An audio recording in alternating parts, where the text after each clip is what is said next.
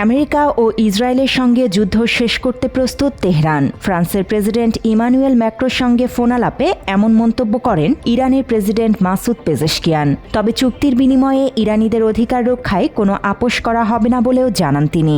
চলমান যুদ্ধ বন্ধে আমেরিকা ও ইসরায়েলের সঙ্গে কূটনৈতিক পথে হাঁটতে প্রস্তুত বলে জানান ইরানের প্রেসিডেন্ট। তবে এক্ষেত্রে ইরানের জনগণের অধিকার রক্ষার বিষয়ে কোনো আপোষ করা হবে না বলেও হুঁশিয়ারি দেন তিনি।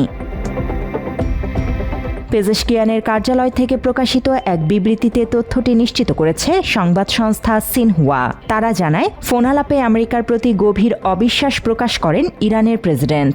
আমেরিকার বিরুদ্ধে অভিযোগ জানিয়ে তিনি বলেন, দ্বিপক্ষীয় আলোচনা চলাকালেই ইরানকে লক্ষ্য করে 2 বার হামলা চালিয়েছে দেশটি, যা মূলত ইরানকে পেছন থেকে ছুরি মারার শামিল। এদিকে মধ্যপ্রাচ্য যুদ্ধ বন্ধের ইঙ্গিত দিয়ে ইরানের সঙ্গে 1 সপ্তাহের মধ্যেই একটি চুক্তির আশা জানিয়েছেন প্রেসিডেন্ট ডোনাল্ড ট্রাম্প। স্থানীয় সময়ে বুধবার সরাসরি এক অনুষ্ঠানে এ তথ্য জানান ফক্স নিউজের সাংবাদিক ব্রেট বায়ার। তিনি বলেন, ট্রাম্পের সঙ্গে তার ফোনে কথা হয়েছে। প্রেসিডেন্ট জানিয়েছেন, সবকিছু ঠিক থাকলে 1 সপ্তাহের মধ্যেই চুক্তি চূড়ান্ত হতে পারে। তবে ট্রাম্প বিষয়টিকে সতর্ক আশাবাদ হিসেবে দেখছেন। মাত্র 30% টাকায় জমির মালিক হয়ে নতুন বাংলাদেশের গড়ে তোলার স্বপ্ন দেখা বাংলা বসতি। তবে চূড়ান্ত সমঝোতার আলোচনায় প্রাধান্য পাচ্ছে ইরানের ইউরেনিয়াম। ওয়াশিংটন চায় মাটির নিচে থাকা প্রায় 2000 কেজি সমৃদ্ধ ইউরেনিয়াম ইরান যেন ব্যবহার করতে না পারে।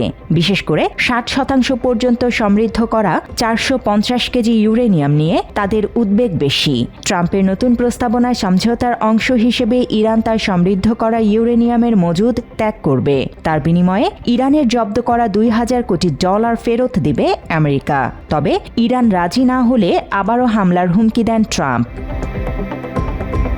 এদিকে ইরানে নতুন করে হামলা শুরু করতে চান ইসরায়েলের সামরিক ও নিরাপত্তা বিষয়ক নীতি নির্ধারকেরা।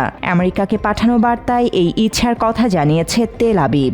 ইসরায়েলি পাবলিক ব্রডকাস্টিং কর্পোরেশন IPBCর প্রতিবেদন বলছে, ইরানের সঙ্গে আলোচনা বা সমঝোতাকে শুধু সময়ের অপচয় বলে মনে করে ইসরায়েল। পারস্য উপসাগরীয় অঞ্চলে চলমান উত্তেজনাকে কাজে লাগিয়ে তারা ইরানের মূল ভূখণ্ডে আবারও সামরিক অভিযান চালাতে আগ্রহী।